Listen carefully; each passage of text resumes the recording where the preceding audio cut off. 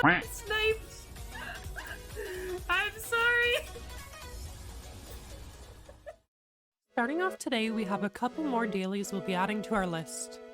Since player-owned farms will be something to work on a lot, it's worth the time to start grabbing the meat packs from Mooglog here. These will be really nice for feeding many animals on our farm. The bird meat also has the added benefit of being used as a summoning ingredient for speared terror birds. The next daily is visiting the Traveling Merchant's shop. This is a shop that has new items to buy each day, many of which are very useful. The only downside to going here each day is the amount of gold that you'll need to buy everything. Early on, it can be better to be a bit more selective about what you want to buy from here, so you're not desperately needing gold all the time. If there is anything you really need, doing some ED3 runs is a quick and easy way to make some more gold. The two main things I'm looking to stock up on are Death Touch Darts and Unfocused Reward Enhancers. The Death Touch Darts are going to be used as get-out-of-jail-free cards for if we mess anything up when we're doing higher level PVM. The Reward Enhancers are specifically for Rex. You can set them to be a Morgran's Challenge Enhancer once you unlock Prith, which acts like a sign of life when fighting any of the bosses on his challenge list. Rax is on that list, so for each of these reward enhancers that we pick up, it's basically an extra sign of life while there to save us from a mistake, or even with enough of them, it could save us from a disconnect. At this point, we've finally done enough Big Chinchampa to start doing Big Game Hunter, so I'm going to officially cross that daily off my list. Big Game Hunter is essentially a hunter's skilling boss activity that you can do on Anachronia. To do a round of Big Game Hunter, you first need to gather some logs and vines from around the arena. You need to fletch some of the logs into spears for putting into the traps that you'll be building. On the first round, you won't know which color of frog poison to gather, so the best way to find the right color is by first grabbing 2 of any color, and then 1 of another color. Finally, build your traps and arm them with your poison spears, then bait the middle. This first attempt will not kill the dinosaur, but it will teach you what color poison to use going forward. Simply see if either of them dealt 30,000 damage to know which one is the right color. If neither of those colors did the damage, then you know it's the color that you didn't use. The reason you don't just try one of each color is because using this method, it still shows you the right color in one attempt, but also has the chance for you to deal enough damage to only need to use 1 more spear after the first check. Now that you know what color to use, it's simply rinse and repeat to kill the dinosaur. Since Big Game Hunter is an activity that benefits a lot from movement abilities, I figured it would be a good time to start unlocking the Bladed Dive ability. Bladed Dive is a dual-wield melee ability, similar to Surge, but instead of just shooting you forward, it goes to a spot that you cast it on within range. It's super handy to have at Big Game Hunter, and is also very handy in many PVM encounters. It's unlocked through the Shattered Worlds minigame for 63 million Shattered Anima. This minigame is safe and simple to do. You just try to clear worlds in groups of 5. When you spawn into a world, you'll be given an objective on your screen that you need to complete before you can use the exit. These objectives usually just involve killing a bunch of enemies. There's also little side events that you can do in a world if you're up for it, but I usually just ignore these for the most part, since the main goal is to clear each floor as fast as possible, because doing so allows you to skip upcoming floors if you're fast enough.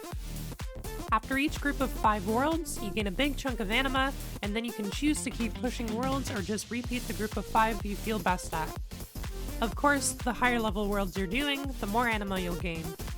Since we're not very high level yet, I won't be able to do super high level worlds, so getting enough anima for Bladed Dive will be a pretty long grind. Either way, it's good to start chipping away at this goal. The next day, when working on some more Big Game Hunter, we ended up getting our first skilling pet, Ace the Hunter Pet. Weekly reset was coming up soon, and there was another weekly I wanted to start doing, Penguin Hide and Seek. For this weekly, you go around spotting penguins to gain penguin points. Then, you can hand these points in at the Ardon Zoo for XP. Being able to spot some of the penguins is locked behind certain quests, so I decided to go do a few of these first. The first one to complete was the Cold War quest. This is a long but straightforward quest that rewards you with some crafting, agility, and construction XP. Next up is Hunt for Red Ractuber, which is also pretty straightforward. The first thing I'd recommend is writing down the greeting code that you learned during the quest, as it will be reused a few times. There's also a part where you have to repair some machinery. I'd recommend having the wiki page for the quest up just in case you need help figuring out how to do it. With that one done, we gain some construction, thieving, and hunter XP. Continuing on with this quest line, next up is Some Like It Cold. There's a part in this quest where you have to play Battleship against an NPC, but you can just use the wiki to see where the NPC has placed its ships. There's also another machinery repair part, so again, the wiki is your friend. With this one done, we get a huge chunk of crafting and fishing XP, along with a decent amount of thieving and construction XP. When it was time to start doing our weeklies, we went around and spotted all the penguins we could. There's a really great friends chat that will hunt down all the penguins each week, so you don't have to find them on your own. World 60 Pengs. They also have a really great website that you can use, that you can find just by Google searching the friends chat name. I'll leave a link to it down in the description as well. For now, I've decided to just hold on to my penguin points and not spend them, since the XP lamps that you get actually scale with your level. So by saving them for a skill at a higher level, we'll gain more XP in the end. Another weekly we're going to start doing is Eggeroff. For this one, you just redo the boss fight from a Shadow over Ashdale 2 times. It's a really simple fight and is safe, so there's not much to say about it. When completed, you're rewarded with 2 black pearls, which provide bonus XP into a skill of your choice. I'm going to be putting these into prayer for now, since it's important to level up for our endgame curses. Normally I'm interested in putting extra XP into Herblore, but because I'm training Herblore almost exclusively through Jack of Trades, bonus XP isn't actually very helpful for it. At this point, I felt it was time to start delving into player-owned farms. You can find this next to the lodestone in Ardone, and are able to use it after a short tutorial. The tutorial is pretty good, and will give you a good introduction into using player-owned farms. At this time, we don't have any exciting animals to put into our farm, so I'm just going to use the bit of beans that we have to get some chickens and cows. These won't be amazing XP for now, but it will be good to start farming even a little bit of beans. I ended up having a Kriara Reaper, so a friend of mine helped me get some kills there. Kriara can push you around during the fight, so I'd recommend standing in the doorway here so you can't be moved. Other than that, just deal your damage. After a handful of kills, we ended up getting an Armadillo Buckler. We also ended up doing a bit more Grottar the next day and got ourselves some Bandos boots and Bandos legs. These will be really nice additions to our melee gear. And then the next day we did our first bit of Krill. During this run of Krill, we ended up getting some Gloves of Subjugation. Since we're starting to get to a bit of a higher level, I figured it was time to start thinking about unlocking Invention. I wasn't too worried about Invention before, since we'd have nothing to use it with, but it won't be too long now before we do. Invention requires you to have at least level 80 in Divination, Smithing, and Crafting. 80 Divination will come easily enough by just doing our Guthix caches each day. 80 Smithing will simply just take some grinding of mining and smithing, using the highest level ores that we can. 80 Crafting tends to be the more troublesome one for irons. My recommendation is to mine these gem rocks in the Elkorid mine. The uncommon ones are arguably better than the rare ones because they mine much quicker. Some things I'd recommend for doing this is the gem bag from the Dungeoneering Reward Shop and the Premier Artifact if you were able to grab Premier Club. The gem bag of course is good to hold additional gems per inventory. The Premier Club artifact has a nice effect where it will act as a sign of a porter 50% of the time for an hour each day.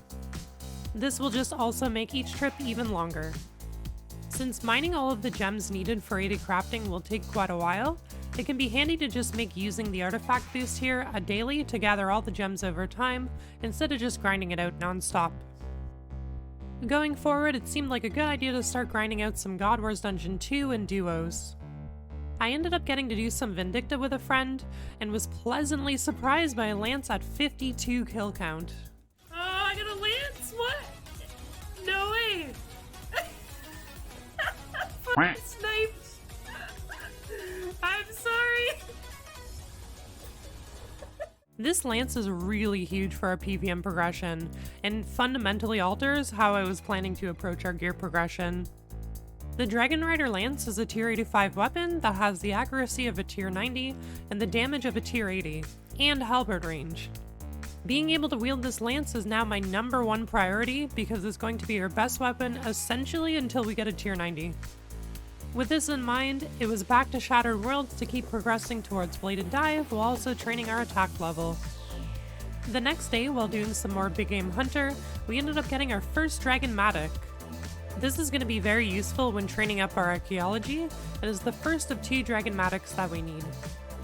Later on, we also ended up getting our first duo Hellweir kills, while also training up our attack some more. I wouldn't normally recommend using melee in a duo if you don't know what you're doing, because Hellweir can do a lot of damage while in melee. I'll go more into how to do Hellweir when we're at the point that we can solo, but basically you just have to include some defenses and resonances here and there. And on the following day, after many hours of Shattered Worlds, we finally unlocked Bladed Dive. Now those Big Game Hunter dinos stand no chance. Thank you so much for watching. Don't forget to let me know what you thought down in the comments below. I'd also love it for you to come and hang out with us on Twitch sometime under the same name as my YouTube channel, BreaCheese. A link to my stream and schedule will be down in the video description. Anyways, see you in the next one.